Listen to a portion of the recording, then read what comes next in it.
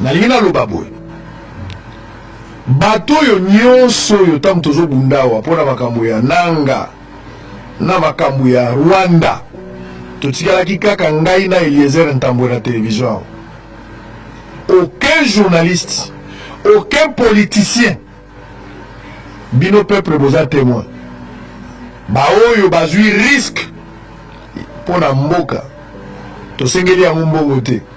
Bien que Batoubele mais je n'avais pas besoin d'avoir de l'argent pour venir parler de ça. Et n'interprétez pas mes propos. N'a pas qui peut poster dans le gouvernement. Mais nous allons s'interroger.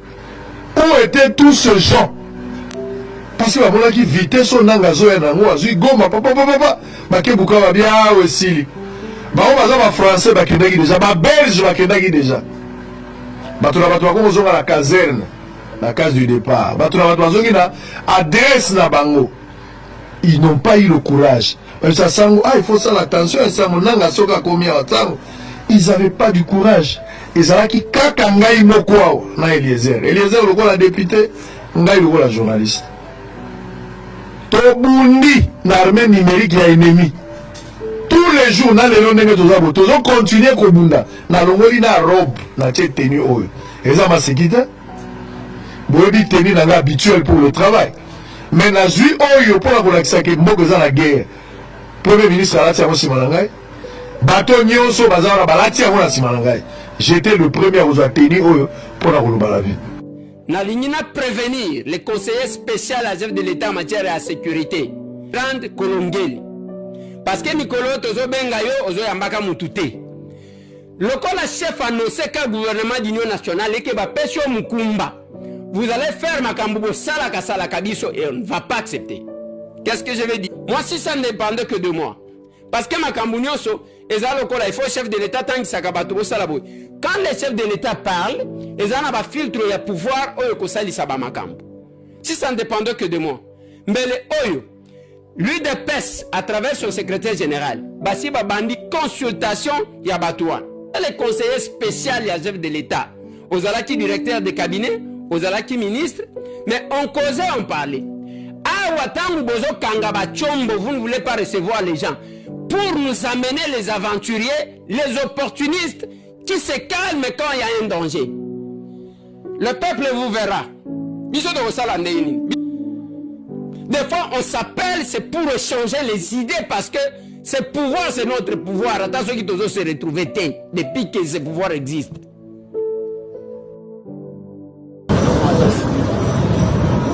C'est une visite des élus issus de la communauté Banyamulenge auprès du chef du parti au pouvoir qui met à découvert tout le mensonge du président rwandais Paul Kagame à la base d'un plan visant à exproprier une partie de la RDC sous prétexte fallacieux de chercher à protéger la communauté Banyamulenge.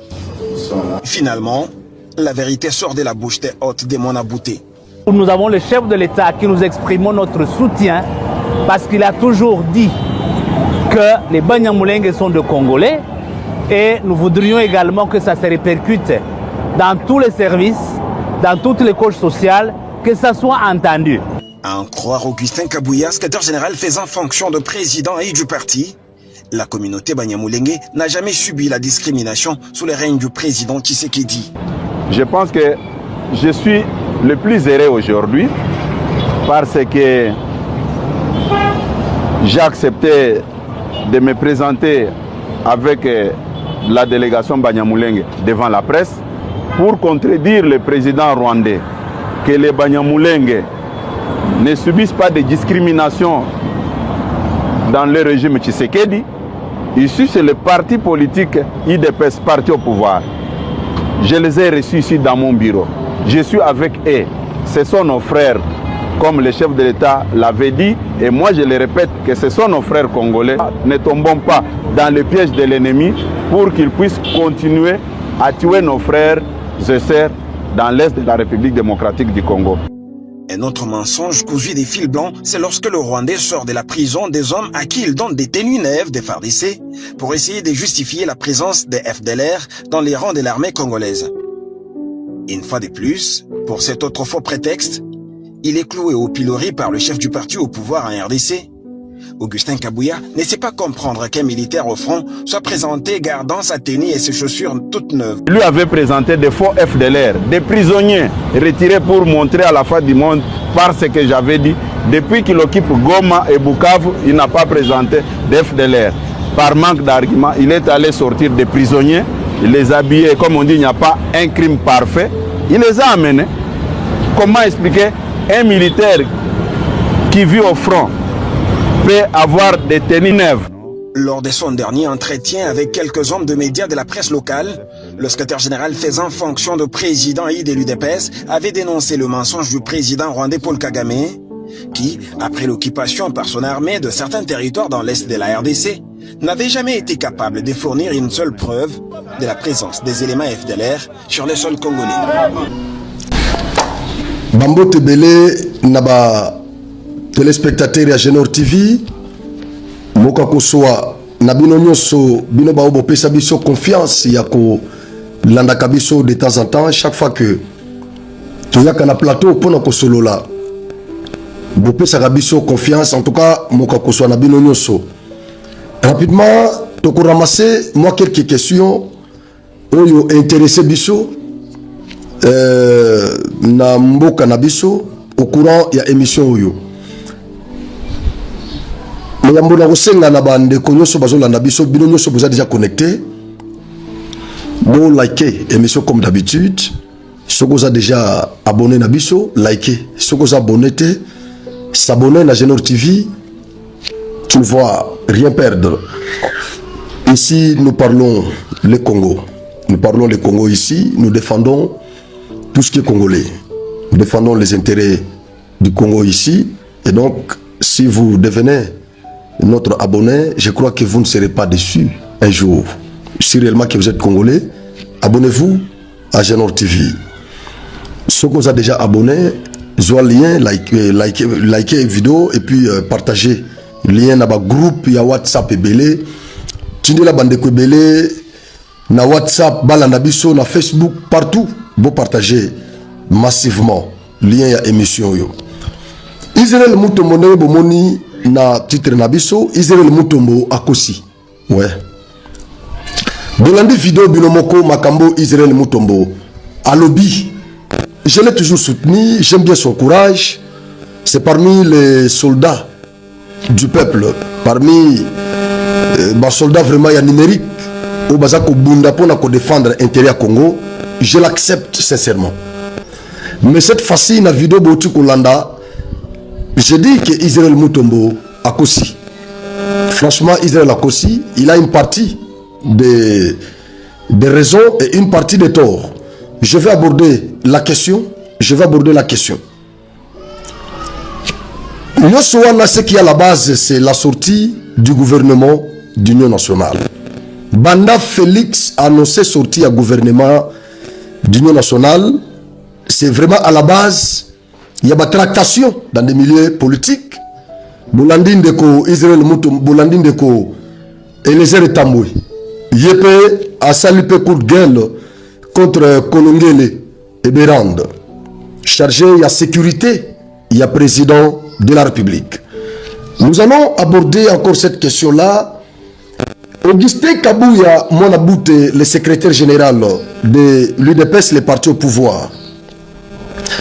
Ayambaki, délégation, il y a Banyamulenge. Na bureau nae, basololi na bango. O basololi to ebité, mais ya moins. Bolandi ba déclaration na bango. Après cette rencontre.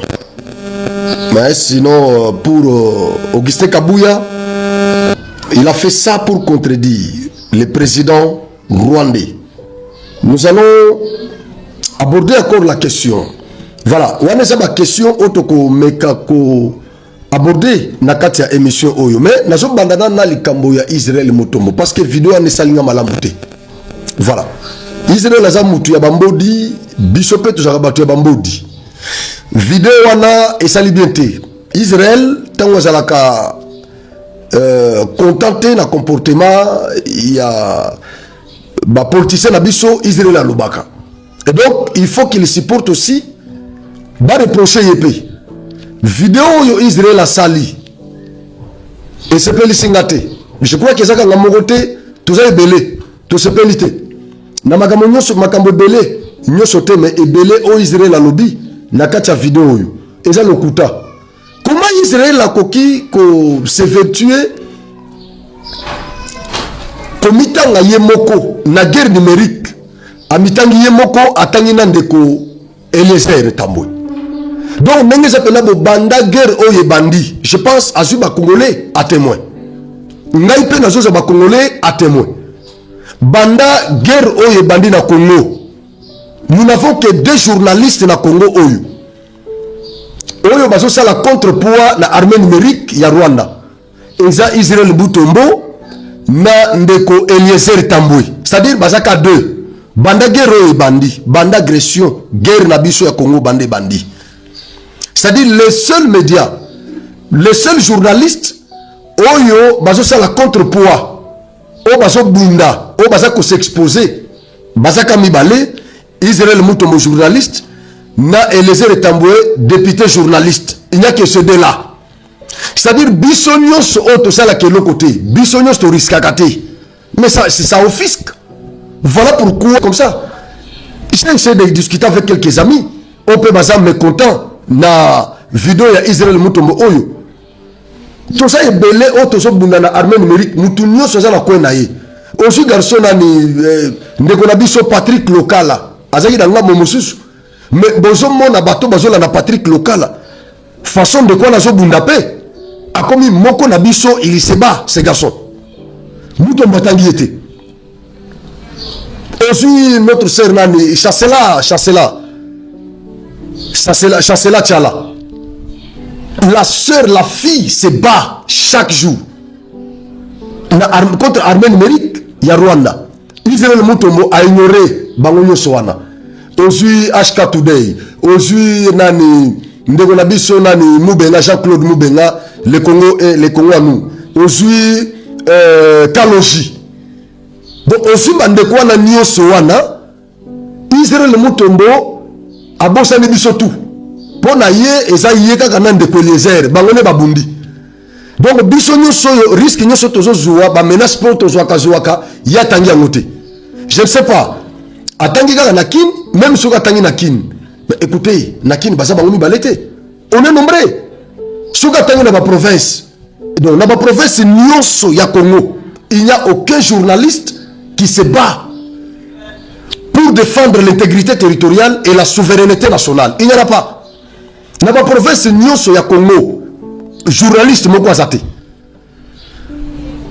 ba auto bomande ko mususu na katanga journaliste wa auto kufawa. On a tué ces garçons. Pourquoi ba maquiller? Mais ils sont vivants. Ba auto ko bomande susu musicien moko les garçons là parce qu'attaquaki Kagame. Ils sont nombreux. Nous sommes nombreux na armée numérique kolobake ezaka yo. Nandeko Eliezer eza lokuta. Voilà pourquoi j'ai dit que Israël Mutombo cette fois-ci a Kosi. Je ne suis pas d'accord na Israël Mutombo. Pour le Makamususu, voilà, je suis d'accord avec lui. Bakou de gueule sala salaga tout ça. Tout ça la webiso tout. Tango tambo la gâté, tout ça la bakou de gueule. Objectif na biso eza moko, c'est le Congo. Le développement du Congo, c'est la récupération de la souveraineté nationale du Congo. La protection, la sauvegarde de l'intégrité territoriale du Congo. Wana zaba objectif auto sasigna bisonyoso. Et tozo bunda mutu nyoso na kwe naye na media naye. Mutu nyoso za na kwe naye asapena ba téléspectateur balandaka ye. Asapena ba congolais o ba PCP confiance o balandaka ye. Mutu nyoso za na kwe naye. Alors, ko s'arroger courage ya kolobaki banda gero e bandi ezaka ka ngai na ndeko Eliezer. Israël Mutombo a Kosi. Parce que tous nous sommes là. Tous nous sommes menacés. Parfois, Israël est protégé. Azana bagarde. Mais si on a des communistes, bazana bazo loba trop, mais bazana bagarde était. On souhaite bande quoi de pes, ba combattant de pes wana. Bangonyo soana Israël a tchebango libanda. Non, cette fois-ci, moi je pense que Mutombo a tout type bordure. Israël Mutombo a Kosi. Cette fois-ci, je le dis dans un langage clair. Naboy ko utiliser le langage diplomatique. Mais je le dis dans un langage clair que Israël Mutombo, cette fois-ci, il a menti. armée numérique ya Congo eza constitué na ba journaliste ebele ba patriote ebele o bazo bunda chaque jour bazo la laté bazo défendre Congo bazo soutenir le chef de l'État bazo soutenir régime bazo défendre ba intérêt Congo bazo ebele o pe baza ko risquer ngai pe na sana kati parce que kolobake binomi balé c'est comme si biso musala nyoso to sala ka chaque jour l'État foutaka biso et pourtant l'État foutaka biso te toujours risqué pe et ceux qui n'ont pas kotaka ceux qui n'ont pas kotaka ndenge bazwa ki buka bazwa goma liro bando enango ceux qui n'ont pas koti na moko yo ezaka ka Israël na sa danger te biso tout en danger biso tout ceux qui ma to kima biso tout ezaka yemoko te na Israël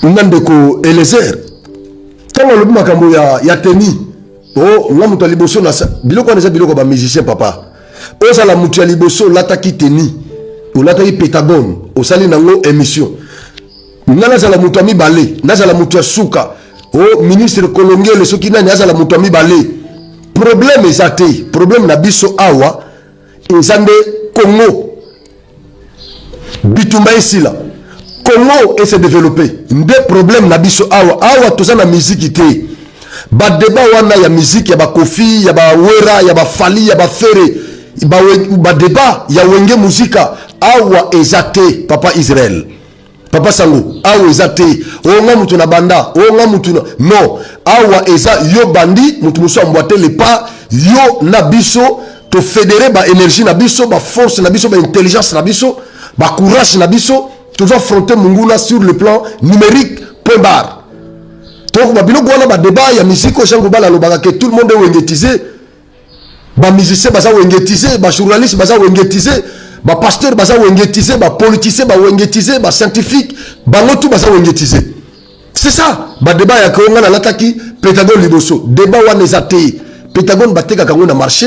Moutounio soko kende ko somba Pentagone akoko lata yango quand il veut. So kaza na possibilité akola tango. Biso nyos to kota na mouvement wana to comprendre ki en tant que ba patriote, il faut to sala ba émission na biso na ba teni o to zanango. Donc o banda liboso, na banda suka, na suka, o mutuso ya mi balé, ya mi satu, ce n'est pas le problème du Congo pour le moment. Problème à Congo c'est que o ya tchelibanga, o ya tchelibanga, o ya tchelibanga, Congo to nami to sauver Congo na guerre ezali. Donc c'est ça le problème.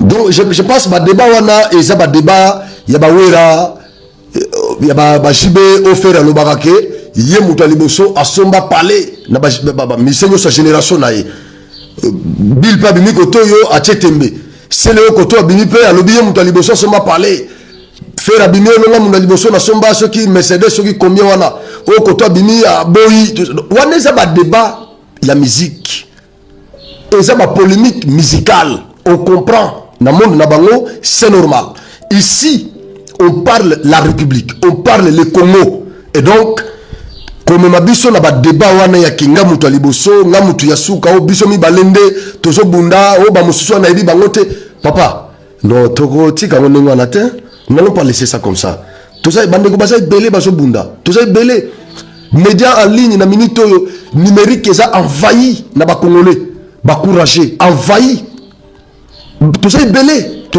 il fallait qu'il y ait par courtoisie au généraliser au féliciter baninga nyoso bazo bunda ata na 2 abonnés 3 abonnés mais quand même qu'on reconnaître 2 abonnés bazo PCP confiance balandaka c'est belé il fallait que généraliser pour ne pas citer les noms des gens au généraliser notre bunda kabiso tout toso bunda biso nyoso voilà. La deuxième question, pourquoi débat au yezo bimasikoyo Israël a lobby, ndeko Eliezer pe a lobby. Ndeko Eliezer a reconnaître mérite naye, Israël Kotoyo a reconnaître mérite naye, a défendre mérite naye, ba s'attaquer na ba politicien nyosoyo bakimi biso pendant cette guerre. Pourquoi bango mi balé oya tangi moninga et bango mi balé ba sali ba sortie médiatique na moment oyo. Nasa contre bangote. Nasa contre bangote, je soutiens ce qu'ils font. Parce que Moussalo Bango Bango les a obiso peto salaka. Et donc, tu cause à la diviser dans moment où. Je suis contre la division Nakati Nabiso. Je soutiens ce qu'ils font. Je précise bien, Nasa contre Bangote, mais sortie médiatique, Yandeko, Israël Mutombo, mais et me qui ko déranger biso mamuke et me ko déranger biso pourquoi à me connaître biso nyoso pourquoi ya mi reconnaître ka yemoko et pourquoi ils a pendant que ma tractation zo salema pour la sortie il y a gouvernement il y a sika il y a union nationale pourquoi c'est seulement pendant cette période et qu'est-ce qu'ils visent malgré alobi na coup de gueule nae alobi que azana besoin poste oui il n'en a pas besoin il a dit mais alors ce que ça n'a besoin pourquoi kobima na moment oyo il y a ma tractation oyo pourquoi que ça la coup de gueule ndenge wana et pourquoi qu'on me connaître baninga nyoso bozo bunana bango na baba na lutte oyo pourquoi qu'on me reconnaître yomoko na député Eliezer Tambwe. Moi je pense qu'il y a l'anguille sur roche. Il y a l'anguille sur roche parce que façon bande ko babimisi misi ça il y a mis tout na moment oyo oyo ba tractation eza ko salema na ba chambre nyonso bato bazoluka ministère ba parti politique koto baza ko se réunir ba bandili sur ce point politique et au même moment bande ko basali ba coup de gueule ya boye donc me connaître ba collègue na bango ya musala ya bitumba armée numérique nyonso ba me connaître bango nyonso ba mi poni bango mo mi balé bon et qu'est-ce qui serait derrière leur déclaration là il y a quelque chose qui est caché derrière j'estime qu'il y a quelque chose mais le reste oyo Israël a lobby à mon humble avis je trouve qu'il a raison je trouve qu'il a raison na makamususu et à lobby même Beko Eliezer il a raison dans la mesure où tango agression tango bitumba oyo et bandi babanda ko la pouvoir mais tango situation est commis grave Goma Ekweyi Bukavu Ekweyi tous ces gens-là ne voulaient pas parler aux médias. Ils ne voulaient pas faire des déclarations aux médias. Ils étaient restés silencieux. Il y en a qui s'étaient rendus en Europe. Ils ont pris les larges. Ils nous ont laissé le Congo. Bisonde Tobandako s'exposer dans les médias pour attaquer. Babandako ya. Na moment où ils allaient qui très chaud. Parce que na minute quand même Ekiti, Boyoki, comme ça la déclaration. Président, il y a Assemblée nationale, Vital Kamere, Azalaki na Israël, je ne sais pas ce que ça a déjà, Kounape, Abimi, Asalipe déclaration naïe, tout ça, à Sengi Rwanda na Congo, tout ça na Kimia, tout trouver solution à la miable Babylone Rwanda. Il commence maintenant à sortir. Président ya Sénat, à Otiko Zanal Bumbashi, devant les médias, il a fait sa déclaration pour dénoncer la ruse rwandaise. C'est après ma décision, il y a quelques structures internationales. On va jouer initiative, il y a qu'on sanctionner Kagame. On va reconnaître que Kagame c'est lui qui est derrière les M23. C'est après tout ça, Ndeba Bimi Sikoyo, Babandi peut qu'on ça la déclaration. Mais pendant que ça chauffait, pendant que mitema ya ba Congolais et zalaki likolo, esprit ya ba Congolais en suspense. Pendant ce moment-là, bisonde to zalaki na front médiatique. Bisonde to affrontaki, bisonde to tchaki ba vie na biso en danger. Mais on était là quand même. Numérique, on était là. Mais les politiciens ne sont pas là. Pas politique. Il y a des députés, des sièges. Mais Basaki Wapi. Tango Kaka Fachi a manifesté volonté. Il y a le gouvernement d'union nationale. Tout ce qui était en Europe, ils commencent à regagner le pays. Tout ce qui était aux États-Unis, en Afrique du Sud, tout ce qui avait pris la poudre d'escampette, ils commencent à regagner le pays. C'est dans ce sens que j'ai dit qu'Israël na Ndeko Eliezer, bazana raison. Tango va s'attaquer na bandeko wana. Mais nasa contre na Israël tango à me connaître biso tout. Là, je suis contre. Je ne suis pas d'accord. Mais sinon, coup de gueule au Bango Basali contre ces gens-là, pas politique, autre chose, les pas politique. Gouvernement yango zo banda tozo benga bango le poids politique bino pe na bandako. Boka nga kombo wana nde kombo to ko benga bango mikolo le poids politique biso toza ba fretin. Biso toza na ba siège te na Assemblée nationale toza ba président ya ba parti te ya ba regroupement politique te. Nous sommes des frétins. Bango nde ba poids politique alors topé sa bango yango ba poids politique. Mais tango yindaka ba mona nakati.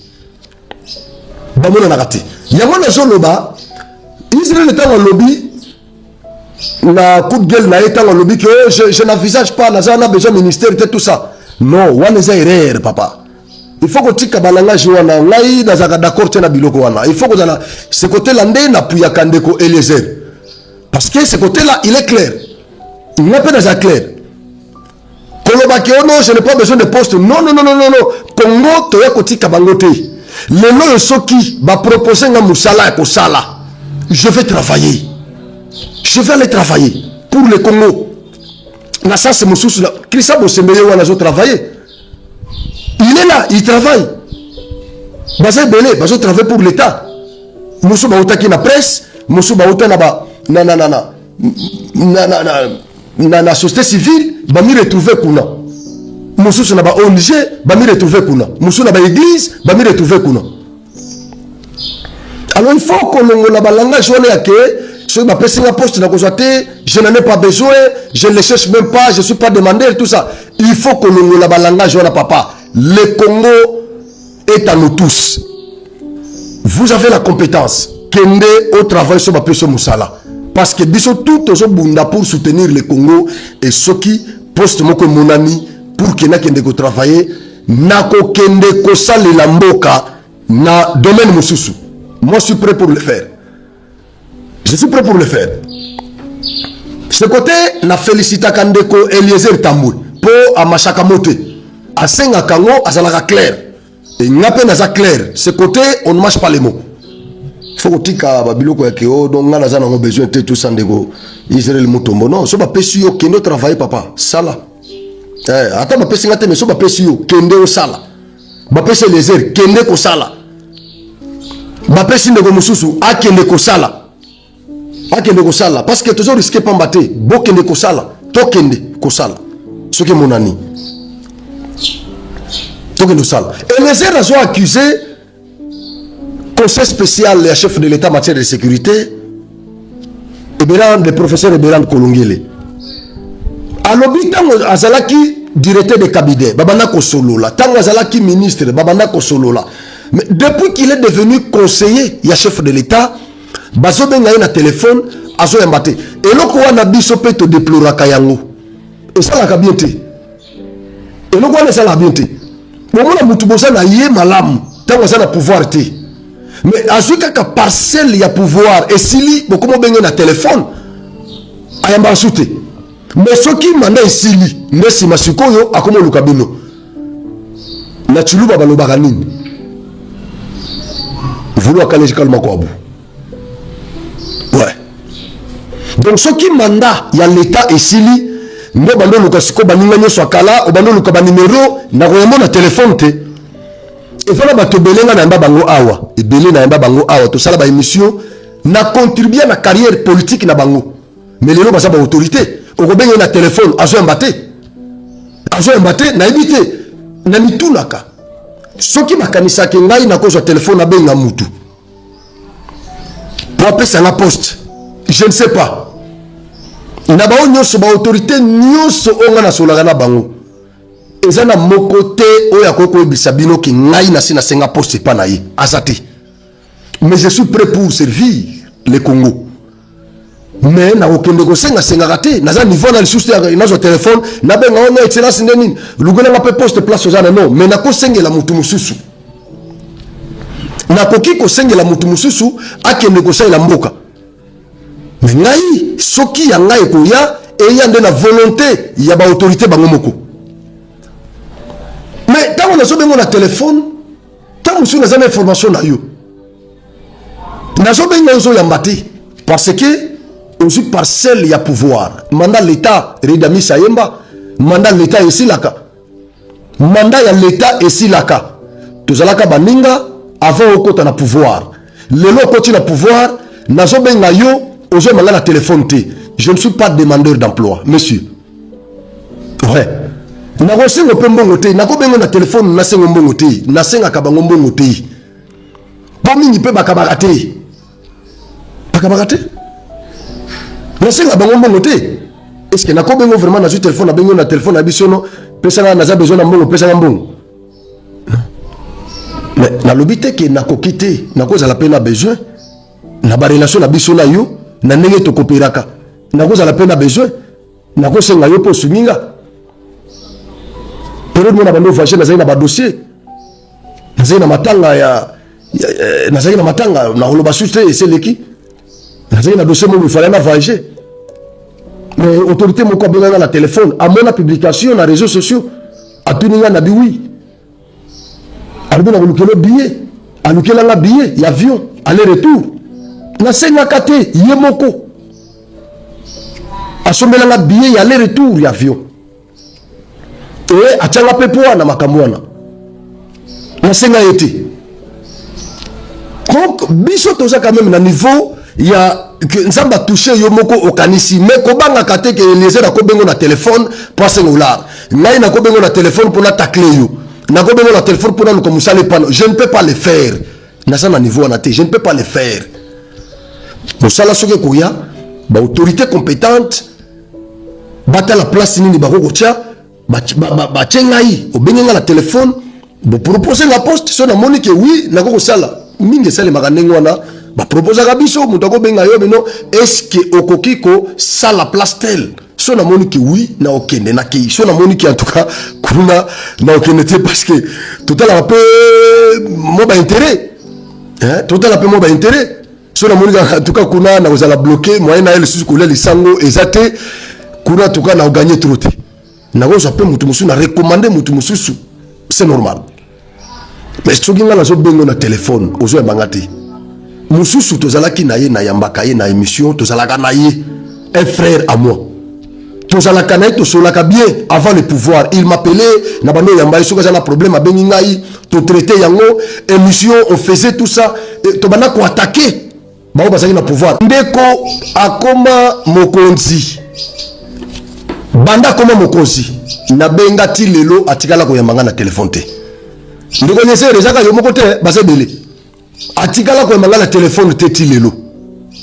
Alors je me dis est-ce que azana numéro na ngali susu te ou bien changer numéro ou bien ndenge nini papa okoza noza mokonzi c'est vrai oza na ba relation mususu mais zana ba élément mususu baza très important pour maintenir le pouvoir. Et le combat bosanaka, les anini, kokota na pouvoir, c'est un fait. Mais qu'on se maintenir dans le pouvoir, c'est là où il y a les problèmes.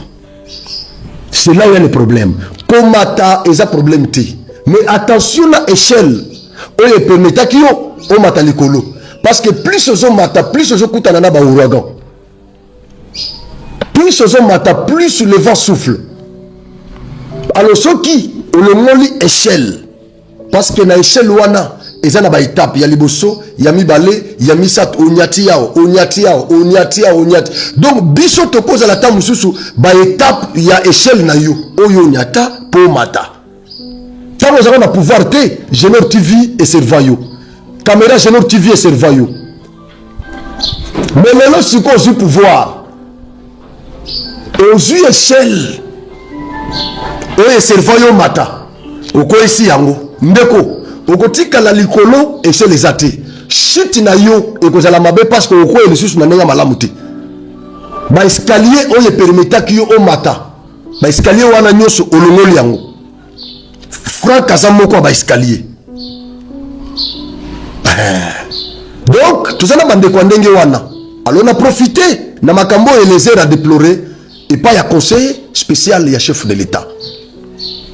Quand le pouvoir est aussi la mingi na monaka pouvoir esili muso za ministre na ke lukaye aboko yambanga pouvoir esili je muso vendre bo téléphone sono tala bo numéro ministre wana oyambe na téléphone de ko franga nini ya bien obokisanga papa na bokiso yo za ki ministre ngai na ko lukayo ovandi singati oyambi ngati l'excellence est occupé nasongi na ngai na peso mukongo na betikara siko manda isili ndo luki numéro ndeko Frank okomo benga na téléphone musu na yembaka te lukanga ta oza na pouvoir to solola et soki monda mozali biso pe tolie ouais biso pe tolie tant oza na pouvoir to sepeli biso tout ezate tant on na pouvoir manda isili ndoko mo luka siko po ya na piaka poto continuer ko souffrir sur na piaka non na yamo na téléphone te na yambo te et donc ba comportement wana na ba autorité eza mabe bravo na ba autorité nyoso ba yambaka baninga na téléphone bravo na ba o nyoso tozalaka na bango tozape na bango tokozalaka na bango avant bazo pouvoir to bano solola lelo baza na pouvoir tozo continuer ko solola après pouvoir to continuer ko solola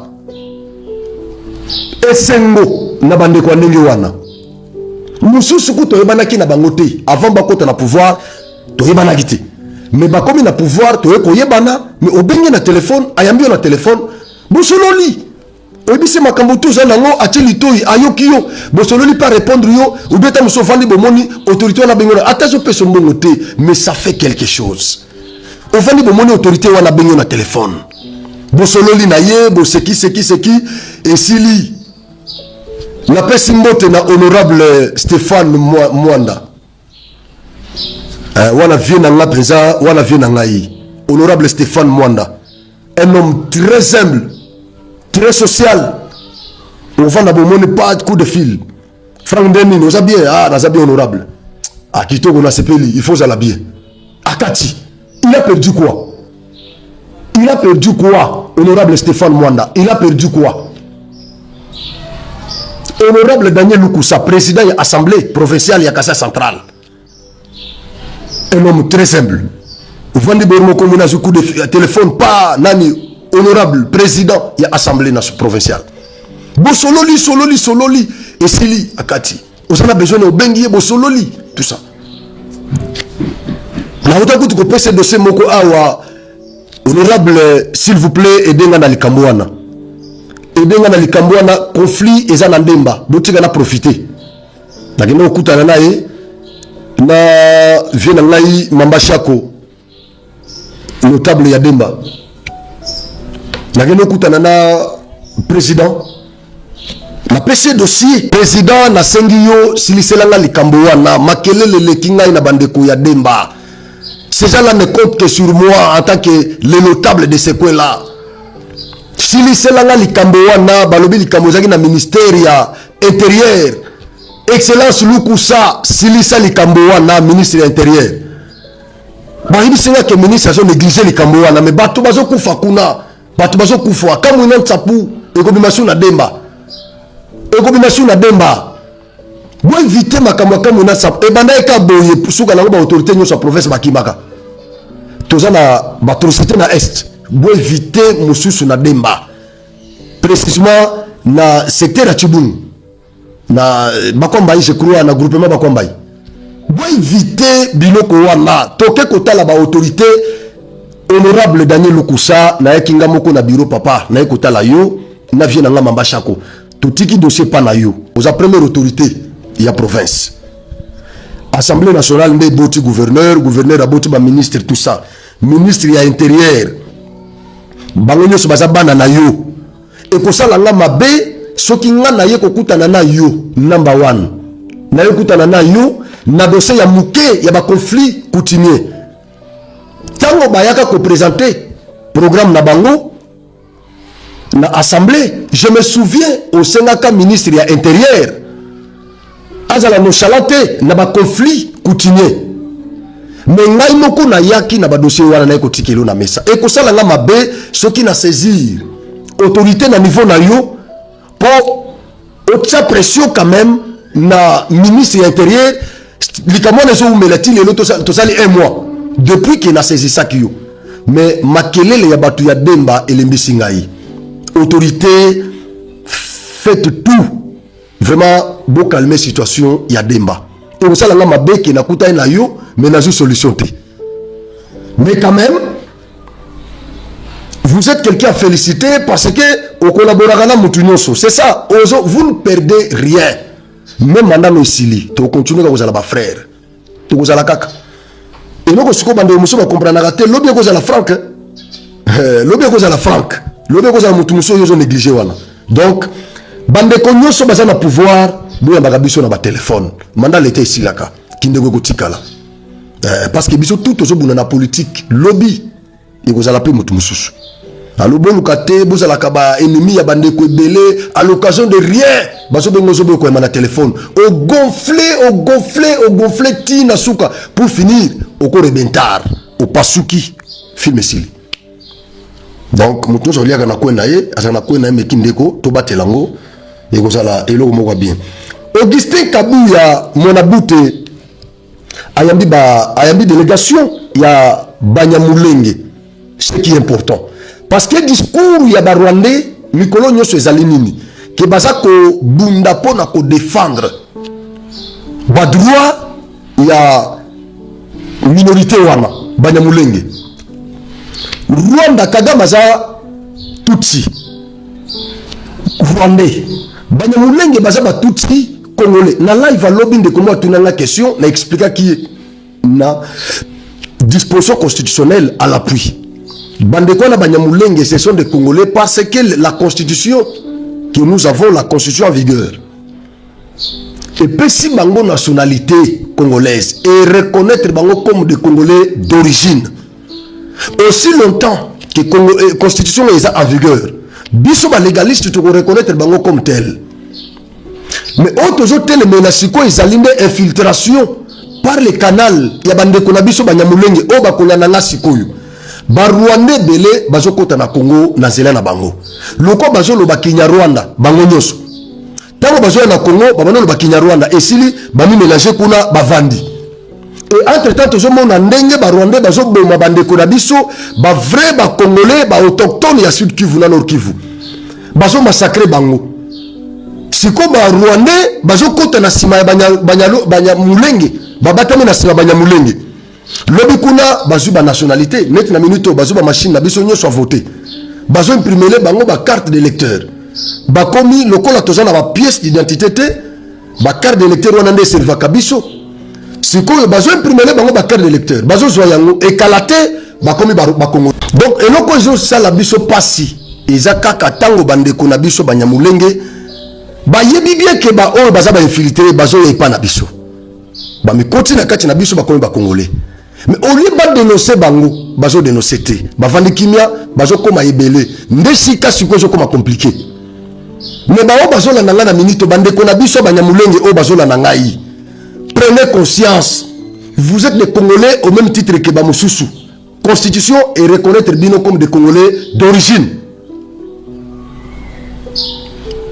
protégeons notre territoire baron la route na ba infiltrer nos Rwandais o bazo kote pa na biso par votre canal nde loko zo embrouiller biso na bino yango wana discours ya Kagame na batu nyoso ba M23 nyoso baza sima Kagame discours na bango eza parmi ba alibi o ba vansaka na agression oyo ba Rwanda sala kabiso tantôt bazo ya pona ko protéger ba Tutsi Congolais tantôt bazo ya pona ko démanteler mouvement ya FDLR tantôt bazo ya pona ko récupérer mabele na bango o banexa na Congo velléité expansionniste donc on est parmi ba alibi o bandeko wana bazo avancer alibi aliboso ndo moni Kabuya à combattre Augustin Kabuya le fait qu'il y a une délégation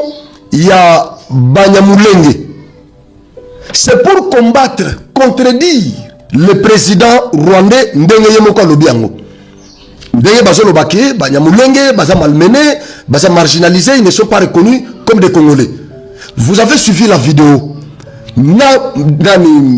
chef de la délégation il a pris parole yemoko a expliqué que le premier citoyen de la République Fati il les reconnaît comme des Congolais.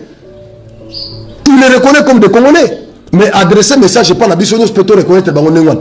Biso, tu as un problème, tu reconnaîtras la cabine comme des Congolais. Mais problème, là où les bas blessent, c'est lorsque vous acceptez les infiltrés rwandais. au bazo au Rwanda, bazo et pas la biso, bazo côté la part votre canal. C'est là où les bas blessent. C'est ce que nous ne supportons pas. Mais ceux qui ne peuvent pas l'ennemi, bon condamner agression, bon s'attaquer à président rwandais, parce que c'est un président rwandais, il n'est pas congolais. Congo, tout ça, 9 voisins, 9 pays voisins. Ok, na Ouiji, na Ngamboyo, na Bakongo, Mbaza Congo à partir de Lufu, Ngamboyo, Bakongo, soke na côté ya Kaemba, Ngambo na Boyo, ok na Lunda Soul, côté Bakafufu, soke na Kasai Central, Ngamboyo, Kalamambuji, Ngambo oke Bazaji, ok Bakote wana, soke na Kamako, na Kasai, Ngambo Kamako, Ngambo na Dundu, soko kei na Dilolo, Ngambo Dilolo, côté wana province à Moshiko. Donc, tous les 9 pays voisins, Bissona na Angola na frontière ça plus de 10 000 km. Tozui Centrafrique. Tozui nani Brazzaville, Uganda, Zambie, Tanzanie, Rwanda na Yemoko, Burundi. Ba pays nyoso tous na 9 pays voisins. Okuta ba tribu oza na ngambo ya Rwanda, ba même tribu basa kotoyo. Tribu oza na ngambo ya Centrafrique, basa pe koto bazo ba langue moko. Ba tribu oza na Zambie, koto ba bembe bazali. Ok na Burundi ndenge moko. Tanzanie ndenge moko. Si comme ceux qui va président ba pays nyoso 9, ceux qui va lobby ba ko défendre, ba ko protéger ba sujet congolais au ba lobaka ba langue na bango. Ba ko protéger bango, c'est que Congo vous allez envahir na côté nyoso. C'est ça la logique de Kagame. Et donc initiative ya Kabuya, j'apprécie ça positivement. J'encourage cette initiative là parce que faut que na ba sens tout. Bolandi Beltra Bissi moi na interview moko accordé na média moko je crois avant-hier. Beltra Bissi moi il quoi bakisi alibi mususu. Andoro ya 3 o na Tangi Awa sur 4 a bakisi mususu. Selon yé président M23 a lobby bituma na bango eza pona ko bunda pona ko défendre ba droit ya ba réfugiés congolais au basa na Rwanda. Ba tutsi wana o bakena Rwanda. Pour défendre droit na bango bazonga na Congo parce que le gouvernement congolais a s'intéressé na bango ils doivent rentrer au Congo chez eux. Alibi mususu yango wana babakisi et il est allé plus loin pour dire que Soki gouvernement congolais parce que le Congo a trouvé les Baswahili, le Congo a trouvé les Tutsis depuis 1885 1885. Est-ce que tu as attribué tout ça? Dans le bac on a live à lobby. Nous répétons au juste. Mais Bertrand Bissimo à lobby depuis 1885, Bisso Tozalaki a au Congo. Le Congo nous avait trouvé. Donc si le Congo ne nous aime pas, il n'a qu'à partir et nous laisser nos terres. Mon bateau mais tout ça là bien été déjà. Quand on parle du Congo, on voit les terres, on voit l'espace aérien. Faune et flore, on voit tout ça. Quand on parle du Congo, on voit tout ça. C'est ce qui constitue le Congo, le fleuve, les lacs, tout ça. Les forêts, on voit tout ça. Mais il y a lobby, le Congo n'a qu'à partir et nous laisser nos terres. Est-ce que les terres et le Congo sont séparables? C'est à moi, inséparable. On ne peut pas parler du Congo sans terre. Et ces terres-là sont congolaises. Mais ils demandent au Congo de partir et de leur laisser les terres. Kabou est une initiative, moi j'estime, qui est une initiative à Kouloué, de Ngayambi, délégation Wana. Ce sont des Rwandais, des Tutsis congolais.